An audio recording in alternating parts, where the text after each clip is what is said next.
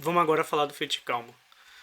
Então, o Fit Calma é uma particularização do FitBase. O FitBase é aquele filtro mais geral, como eu havia falado, e ele representa uma estimativa como uma gaussiana. Isso é uma coisa muito interessante do filtro de Kalman, porque uma gaussiana é algo muito eficiente de se representar, né? Para você representar uma gaussiana, você precisa basicamente da média dessa gaussiana, que é o representa o valor mais provável, e da matriz de covariância.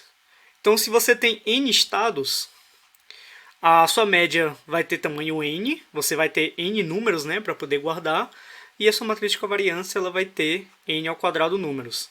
Então, se você for pensar, isso é uma forma bem eficiente de você representar uma distribuição de probabilidade, de modo que isso, em termos de custo de memória, acaba sendo uma ótima coisa de uma representação de um filtro de Kalman. Além disso, o filtro de Kalman ele assume algumas restrições sobre os modelos de movimento de observação que a gente vai adotar. Primeiramente, ele assume que o modelo de movimento ele é linear. Isso quer dizer o seguinte, basicamente o nosso modelo de movimento, quando a gente considera o movimento do nosso robô, a princípio ele pode ser não linear, e na prática a maioria dos modelos eles são de fato não linear. Isso quer dizer que o meu x de t ele pode ser uma função não linear do x de t menos 1 e do meu u de t. No caso do Fit Kalman, esse modelo ele tem que ser linear necessariamente. Isso quer dizer que o meu x de t ele vai ter que ser um at xt menos 1 mais bt u de t. Perceba que a gente escreve de t porque essas matrizes elas podem mudar com o tempo, só que elas têm que ser realmente, tipo, eu tenho que conseguir escrever meu x de t nesse formato que está representado aqui, que é um formato linear. E assim como o meu modelo de movimento tem que ser linear, o meu modelo de observação também tem que ser linear. Ambos têm que ser linear. O de observação seria equivalente a isso que está aqui. Então, o meu modelo de observação, diria que um z de t, ele pode ser a princípio uma função não linear do meu estado x de t. Só que no caso do Fit Kalman isso não pode acontecer. O meu z de t ele tem que ser igual a uma matriz c de t vezes o meu estado x de t. Beleza? Então, basicamente isso que essa restrição de ser linear quer dizer. E além disso, o ruído de processo, que é o ruído associado ao passo de movimento, ele tem que ser aditivo e ele tem que ser gaussiana com média zero. Isso quer dizer que esse ruído ele tem que ser, por exemplo, um mais Wt. Aqui nesse caso, ele é um ruído aditivo, ele não pode entrar multiplicando, não pode entrar de nenhuma outra forma.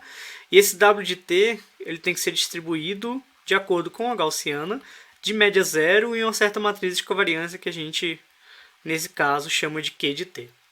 A mesma coisa para a minha observação, tem que ser um ruído aditivo e gaussiano com média zero.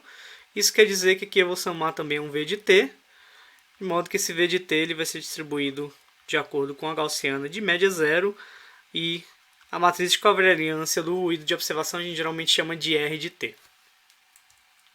Se essas hipóteses são válidas, o Fit Kalman ele é ótimo em termos de média quadrática. Isso quer dizer que é o melhor realmente resultado que a gente pode obter em termos de erro quadrático, né? E isso depois, quando a gente for fazer os laboratórios, a gente vai ver que realmente o desempenho do Fit Kalman é excelente, sabe? Quando realmente o modelo é linear, todas essas hipóteses aqui são verdadeiras, né? O nosso modelo é linear, em alguns casos realmente dá para ter um modelo linear.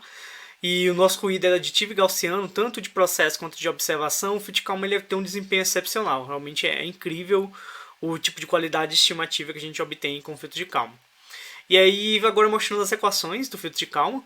O modelo de movimento ele tem essa seguinte expressão que está aqui. Mais para frente eu vou mostrar uma intuição, né, de por que são essas equações. A gente aqui no curso a gente não vai demonstrar essas equações, as demonstrações são realmente razoavelmente complicadas. Mas eu vou primeiramente mostrar aqui as equações de modo geral e depois eu vou mostrar qual é a intuição por trás dessas equações. Então, o modelo de movimento ele é dado por essa expressão, que eu já tinha mostrado no slide anterior, né? Como é um modelo linear, tem que ser dado por essa expressão. E a observação é dada por essa outra expressão aqui, em que essa matriz AT, esses AT e BT são matrizes.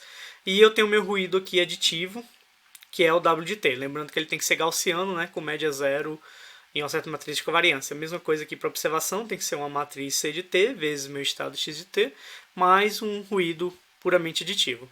E aí esse AB, AT, BT e CT são matrizes, e esses caras aqui são os ruídos gaussianos com média nula.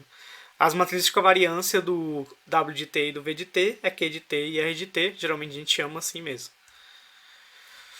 E aí o algoritmo de Fitts-Kalman é dado pelas seguintes equações. Então no passo de predição, a gente vai ter uma equação para poder propagar a média da nossa estimativa. Então a gente começa com xt-1+, né? Ou seja, depois de ter associado a observação no instante t-1. A partir de um certo comando de t, que a gente assume determinístico, né? Porque é o nosso robozinho que tomou essa decisão do de t, a gente consegue propagar essa estimativa do x de t-1+, para conseguir calcular a média x de t menos, ou seja, antes de incorporar a nossa observação. E a gente também consegue propagar a matriz de covariância da nossa estimativa. Então perceba que isso aqui é a matriz de covariância da minha estimativa, né? E isso representa a incerteza que eu tenho sobre a minha estimativa. E um ponto interessante é que a gente vai basicamente pegar a nossa matriz de covariância do instante t-1, transformar ela aqui em matriz AT transposto, e perceba que você está somando com o ruído do modelo de movimento. Então essa soma é o que representa aquele aumento de incerteza que a gente mostrava nas figuras lá quando a gente estava falando do filtro de Bayes. E ao passo de filtragem, ele vai ter também uma propagação da média, uma propagação da matriz de covariância, sendo que a gente tem um cara aqui que a gente chama de ganho de Kalman. Então esse ganho de Kalman é dado por essa expressão que está aqui. É uma expressão meio complicada, mas depois a gente vai falar melhor, dar uma certa intuição por que essa expressão ela acaba dando certo. E perceba que uma coisa que a gente tem meio chata quando a gente calcula o ganho de Kalman é que a gente tem essa inversão de matriz. Então a gente tem a inversão dessa expressão que está aqui, o que acaba virando uma inversão de matriz. Inverter matriz, em geral, não é uma operação muito legal no computador, é uma operação meio pesada e não tão muito bem condicionada numericamente, mas realmente a gente tem que fazer essa inversão de matriz, que no caso, utilizando a Eigen, vai ser algo bem fácil de você fazer. E se a matriz não for muito grande, se você não tiver muitos estados, então é bem tranquilo. E aqui é a propagação da média. Perceba que é como se a gente pegasse a média antes de ter colocado a observação e somado com outro termo aqui que faz uma espécie de correção nessa nossa média. E também a gente tem uma expressão para propagação da nossa matriz de covariância. E aqui no caso a gente tem um menos, né? O que representa uma redução da nossa incerteza. Ou seja, a gente está diminuindo a nossa matriz de covariância. Esse que é o tal do ganho de Kalman.